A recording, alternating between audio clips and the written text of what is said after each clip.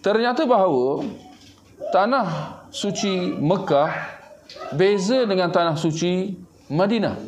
Kedua-duanya tanah suci, dengan erti kata ada pantang larang, seperti mana larangan berburu, larangan mencabut pokok ataupun mengutip barang tercicir, dilarang di kedua-dua tanah suci Mekah dan Madinah.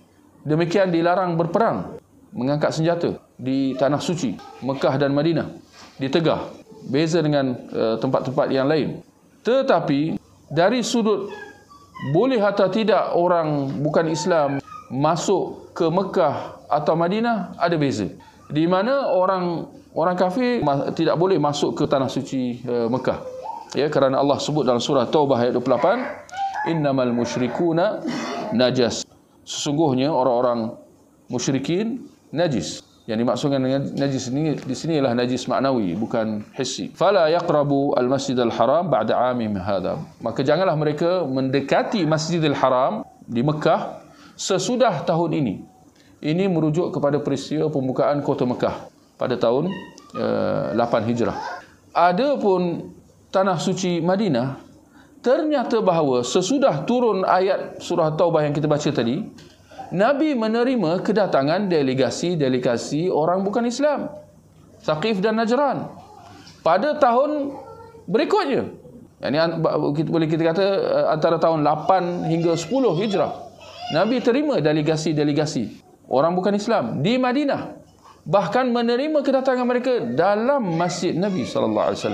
Antara lain, Nabi menunjukkan kepada mereka baginda dan para sahabat solat berjemaah. Ini dalam satu peristiwa lah, ya.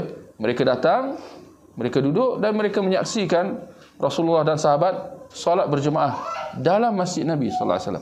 Bila benda ni berlaku? Sesudah turun larangan dalam surah Taubah yang kita baca tadi. Maksud di sini larangan masuknya orang bukan Islam khas buat tanah suci Mekah. Sedangkan Madinah ada keluasan. Keluasannya dari sudut mereka, kalau orang bukan Islam nak datang ke Madinah untuk tujuan perniagaan, untuk tujuan lawatan dan sebagainya, dibolehkan. Ya, seperti mana delegasi diplomatik dan sebagainya, dibolehkan. Tetapi menetap tidak boleh. Kerana itu antara wasiat Nabi SAW supaya kaum musyrikin dikeluarkan daripada Jazirah Arab. Apa batasan Jazirah Arab itu ada perincian dalam kalangan para ulama. Nak kata itu antara wasiat Nabi SAW sebelum baginda wafat.